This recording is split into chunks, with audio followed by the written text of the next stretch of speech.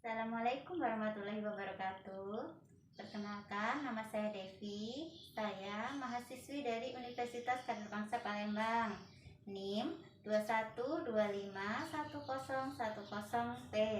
Kelas A semester 6. Di sini saya akan memberikan KIE tentang persiapan menjadi orang tua dengan mata kuliah asuhan kebidanan pranikah dan prakonsepsi dengan dosen pengampu Ibu Dewi Cecilia MKes. Di sini pertama saya akan menyiapkan persiapan ruangan dengan kriteria tertutup, ventilasi cukup, ruangan yang aman dan nyaman, dan persiapan alat. Ada buku saku tentang kesehatan reproduksi dan seksual bagi calon pengantin, ada lembar balik, ada buku, dan ada pena. Assalamualaikum. Waalaikumsalam. Silahkan masuk, silahkan duduk.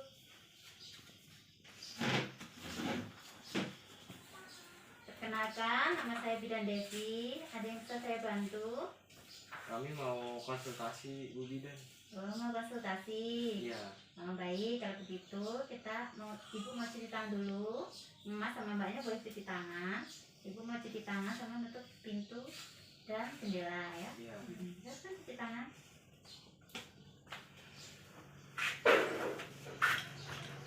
Baik, sebelumnya saya isi identitas dulu ya.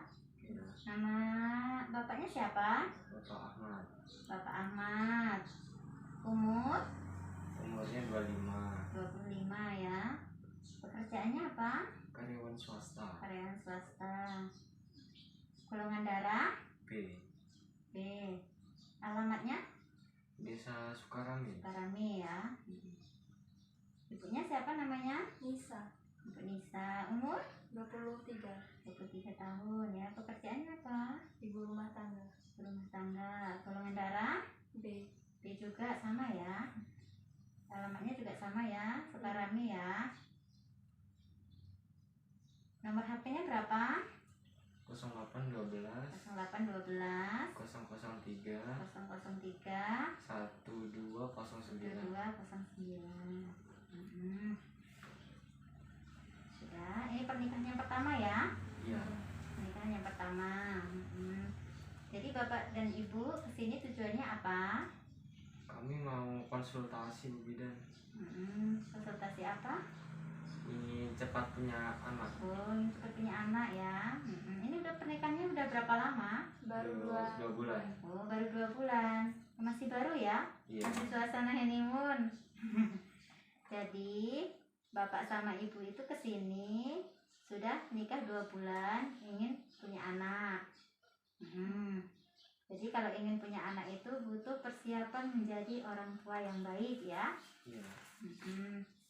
Nanti akan saya jelaskan dan saya akan evaluasi di akhir nanti. Nah, sampai di sini apakah Bapak dan Ibu bersedia? Bersedia. Bersedia ya.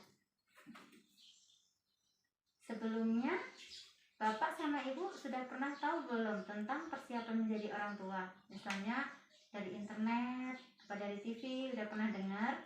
Belum sama sekali. Oh, belum sama sekali ya. Baik, setelah saya jadi saya akan mulai Ibu ya.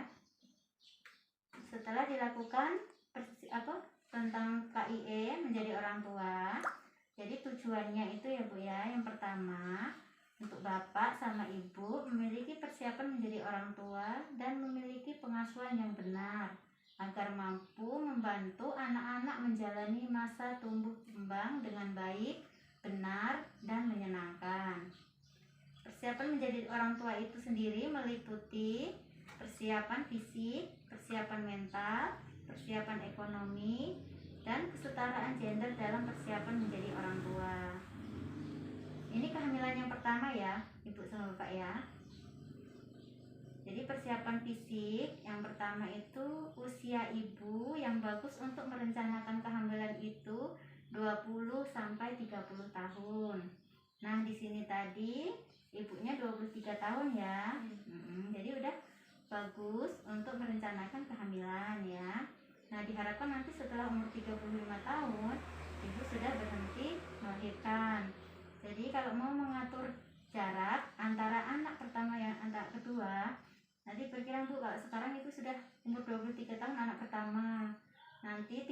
yang akan datang atau 4 tahun yang akan datang, ibu bisa program ke anak yang kedua gitu ya. Jadi untuk mengatur jarak kehamilan anak pertama ke anak kedua dan selanjutnya. Jadi pemeriksaan fisik itu ini Bu, ada pemeriksaan status kesehatan ya. So, di sini tuh pemeriksaan tanda-tanda vital. Tanda-tanda vital itu misalnya tekanan darah, ya, periksa nadinya, periksa pernapasannya, suhu, ya. Dan juga ada pemeriksaan darah. Pemeriksaan darah itu ada HB, pemeriksaan HB, trombosit dan leukosit. Juga ada pemeriksaan darah yang dianjurkan itu golongan darah dan resus. Tadi Ibu udah tahu ya golongan darahnya ya. Terus pemeriksaan gula darah, terus thalassemia, pemeriksaan hepatitis B dan C, dan juga pemeriksaan TORCH ya. Jadi yang kedua itu persiapan gizi. Jadi pemenuhan kebutuhan nutrisi ibu. Jadi jika nutrisi ibu terpenuhi dengan baik, maka ibu dan janin juga akan sehat. Nah, dan pemenuhan kebutuhan nutrisi untuk bapaknya juga. Jadi kita tuh harus melihat kebutuhan nutrisi seimbang ya, gizi seimbang. Jadi ada nasi, yang setiap kita satu piring makan itu ada nasi, ada protein hewani. Protein hewani itu tuh ada ikan, ada telur, ada ayam, ada daging, itu masuk ke hewani ya. Kalau protein nabati itu ada tempe, ada tahu, ada kacang-kacangan, itu udah masuk protein nabati ya. Terus juga sayuran, kalau sayuran kan banyak Bu ya, ada kangkung, ada bayam, banyak kan. Terus buah kan nggak harus kita beli, kita punya sendiri, ada pisang, pepaya, semangka ya. Jadi itu tadi, kalau ibunya nutrisinya bagus, insya Allah nanti calon janinnya kan juga bagus. Yang kedua juga ada ini Bu, untuk ibu bisa mulai mengkonsumsi asam folat atau tablet Fe ya, biar kehamilannya bagus. Selanjutnya juga ada imunisasi tetanus. Harapannya setiap ibu sudah berstatus T5. T5 itu sudah imunisasi 5 kali Bu ya. Imunisasi 5 kali itu ini Bu, dari imunisasi TT1. Ibu kemarin sudah waktu sebelum nikah sudah imunisasi TT yang pertama? Sudah Bu. Terus yang keduanya sebulan dari imunisasi TT1 itu sudah suntik yang kedua juga ya? Sudah. Jadi jalannya 1 bulan, itu berarti perlindungan ibu sudah 3 tahun ya. Jadi nanti yang kedua TT2 mau ke TT3 itu jaraknya 6 bulan ya. 6 bulan itu perlindungannya sudah 5 tahun. Jadi TT3 ke TT4 itu jaraknya itu 1 tahun ya, perlindungannya 10 tahun. Jadi TT4 ke TT5 itu jaraknya 1 tahun, perlindungannya sudah 25 tahun. Jadi di sini statusnya ibu sudah T2 ya. T2 itu sudah mendapat perlindungan, sudah bagus.